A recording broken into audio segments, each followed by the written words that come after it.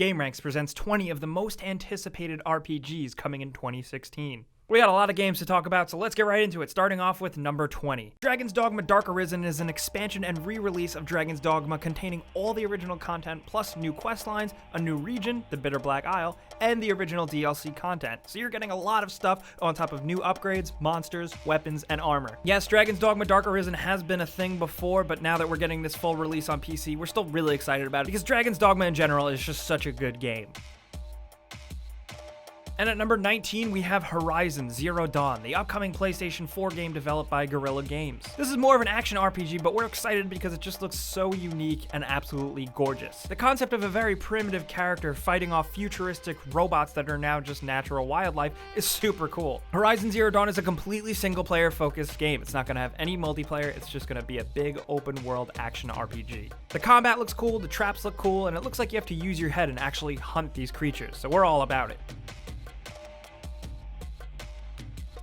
And at number 18, we have Fire Emblem Fates releasing for the Nintendo 3DS. This is a tactical RPG in the long-running series. This is actually the 14th main Fire Emblem game ever. Fans of this series have been enjoying the game since it's been released in Japan. Apparently it's really awesome, and the English localization is releasing in February, and we're really excited.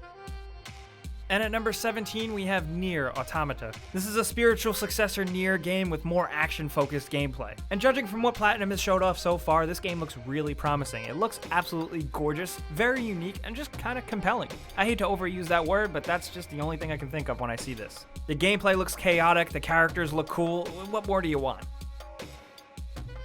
And at number 16, we have Mount & Blade 2, Bannerlord. The Mount & Blade games are medieval action role-playing games, and they are very unique, but they have a huge cult following. People absolutely love these games, and Bannerlord is definitely no slouch. Bannerlord was actually announced in 2012, and this one takes place 200 years before Mount & Blade Warband. This time around, developer Tale Worlds Entertainment is apparently stepping up AI, graphical design, and expanding to different tactics and gameplay. If you've never played a Mount & Blade game, they're pretty cool and can be pretty complex and a lot of fun. So in 2016, maybe Bannerlord is your time to jump in.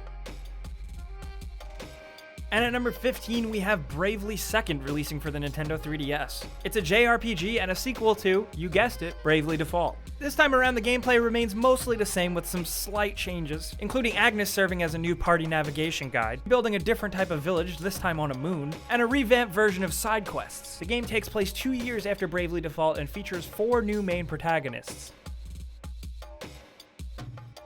And at number 14, we have Kingdom Come Deliverance, being developed by Warhorse Studios. This is an action RPG releasing for all the major consoles. This is a medieval-style RPG relying heavily on historical accuracy and realism. The game actually has period-accurate armor, clothing, techniques, weapons, tactics, and everything. You can be a knight, some other type of warrior, a bard, a thief, an archer, or anything you really want. This game is so realistic that you walk around, you talk to people, you have a very limited time to answer dialogue choices, and you actually have to eat to stay alive. So yeah, it's one of those types of games. It's very deep, it's very open-ended, and you're gonna spend a lot of time in it if you like it. So in 2016, you could be exploring the Kingdom of Bohemia in Kingdom Come Deliverance. And at number 13, we have Lost Ark. Lost Ark is a Korean-made action RPG that is kind of a Diablo clone. That being said, that usually isn't a bad thing because Diablo is really good and we always want more of that style of game, don't we? At the time of making this video, we still don't know a lot about Lost Ark, but we know it runs on Unreal Engine 4, there's mini-games, there's quests, there's puzzles, there's combat, there's music sheets, and all kinds of weird stuff. We are keeping our eye out on it, and maybe you should too. And at number 12, we have the Technomancer. This is being developed by the studio Spiders, the guys who made Mars Warlogs. Yeah, you remember that one? Some people do. This is a sci-fi action RPG with different combat styles, and players can make their own weapons and armor. The style and the main character and stuff and the trailer actually make it seem kinda cool, despite the studio's pedigree being a little shaky. We put it on this list because, hey, maybe it's worth trying.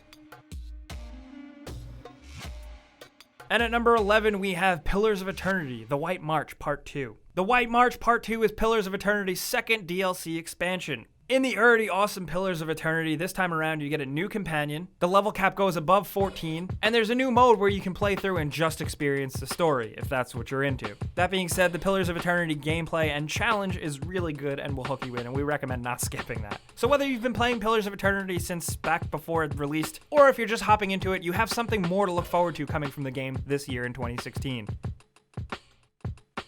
And at number 10, we have Albion Online, a medieval fantasy MMORPG being developed by Sandbox Interactive. Albion Online is an MMORPG, but it's a top-down, more tactical-focused game. There's guilds, questing, crafting, the ability to conquer different territories, and an entirely player-driven economy. Most everything in the game, including the buildings, items, and weapons, are built by players, so that could be pretty interesting. The game has been in beta for a while, but 2016 sees the big release. And at number 9, we have Divinity: Original Sin 2, the sequel to 2014's Original Sin. Once again, Larian Studios took to Kickstarter, and this game was fully funded at over $2 million. I've never actually met anyone out in the real world who's played Divinity: Original Sin, but on the internet, people can't get enough of this game. So it really made sense for Larian Studios to fast-track a sequel, after the success of it also releasing on console last year. The Divinity: Original Sin games are just big, beefy, top-down RPGs with a ton of depth and a ton of areas to explore. Divinity: Original Sin 2 is shooting for a PC release in 2016. And at number 8, we have Persona 5. Persona 5 is the newest JRPG from Atlus in the famed series that so many people love. It's releasing for PS3 and PS4 in Japan and North America in 2016. In Persona 5, you live out a year in the life of a high school boy who gains the ability to actually summon facets of his psyche, known as personas. The Persona games are very weird. One part JRPG, one part The Sims, and one part soap opera, and most importantly, all the characters are really memorable and cool. They've been working on Persona 5 for a really long time, and people have been foaming at the mouth for it ever since there were even rumblings of this game releasing. In the Persona games, there's a lot to keep you busy, so if you're looking for a big old JRPG, this is going to be right up your alley.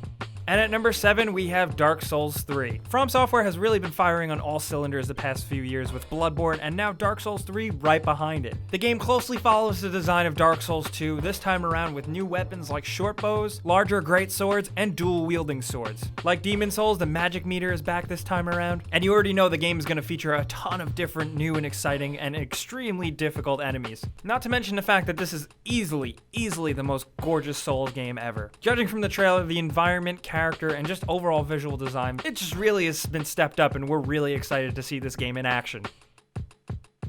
And at number 6, we have the Banner Saga 2, a game that we thought we were going to get to squeeze in 2015, but was pushed to 2016. Yo, the Banner Saga games are the real deal, with incredible, awesome animation, a story you actually are going to care about, and really good gameplay that can be quite a challenge. The Banner Saga 2 picks up after the last game, and the choices you made in the original Banner Saga actually tie over to this game. You'll notice characters that you chose to live and die actually survive or are dead in this game. This time around, the narrative has even more player choice, new characters, a new race, and more in-depth battle strategy and management. And I gotta reiterate, the look of these Banner Saga games are just so cool, just seeing it all unfold, and the story. I really hope Banner Saga 2 lives up, because the original was awesome. And at number 5, we have Torment: Tides of Numenera. Torment is actually the spiritual successor to 1999's Planescape Torment. This is a big old gorgeous isometric RPG that was successfully kickstarted in 2013 with over $4 million pledged. I know, it's crazy. This game is going to be totally story-driven, with 2.5D isometric gameplay and battles designed after tabletop gameplaying rules. As story-focused as the game is, the player will be able to choose their own main character. This game has been in conception since about 2007, and there's a lot of hype behind this. Fans of Planescape Torment are totally foaming at the mouth for this one, and we are too. And at number 4, we have Deus Ex: Mankind Divided. Once again, we get to play as the super cool Adam Jensen in a new situation, a new environment, and with a new job. This time around, things are more dire than ever, with an almost seemingly civil war erupting between humans and people using robotic augments. This time around, Square Enix is really doubling down on the gameplay variety. Not only are issues from Human Revolution fixed, but this time around the game is bigger, there's more depth to the world, and the gameplay options are almost seemingly limitless. The amount of augments you use are doubled, and every single gameplay scenario can be completely unique. We're really excited for this game. And at number 3, we have The Witcher 3 Blood and Wine Expansion Pack. CD Projekt Red has actually been talking up some really awesome changes and features this time around with this new expansion. And I gotta say, the last expansion, Hearts of Stone, was really good, with some stuff that was almost better than the main game. This expansion is gonna have a bunch of new changes based on community feedback, new features, new places, new story, new characters, and about a 20-hour story. We picked The Witcher 3 as our game of the year in 2015, and we're really excited to play more of it. And at number 2, we have Final Fantasy 15. Holy shit. Is this game really coming out? Is this really happening in 2016? It seems like it. We really hope so. Final Fantasy 15, for those of you that don't know, has had a huge, long, and notorious development cycle. First, it was a PS3 spin-off called Versus 13. Then eventually it finally came back revamped and slightly different, being labeled as Final Fantasy 15. This is an action role-playing Final Fantasy game with huge open worlds that can be explored via vehicles. In terms of Final Fantasy games, it plays a lot more like Kingdom Hearts and Type O, and we're all about that. Honestly, is this game gonna live up to the hype since it's been being worked on since 2006? We don't know, but we're still just really excited because of that. And at number 1, we have Mass Effect Andromeda. Yeah, alright, BioWare makes some damn good RPGs, and Mass Effect is no slouch. So if we can get the new one in 2016, which it seems likely, we are so pumped. Mass Effect Andromeda is apparently supposed to take place way after the events of the original trilogy, with a completely new playable male or female character. Mass Effect Andromeda isn't really being referred to as Mass Effect 4 in any way because it's going to be a completely new and different experience. And you know what? We're all about that. Whew, so guys, those are the big RPGs releasing in 2016. Which RPGs are you looking forward to playing the most this year? Listen, we gave you 20, so maybe list off 5 in the comments, the ones you're the most pumped about. If you did have a good time with this video and maybe learned about a new game releasing, click the like button because it helps us out a lot. But as always, thanks for watching, and we'll see you guys next time.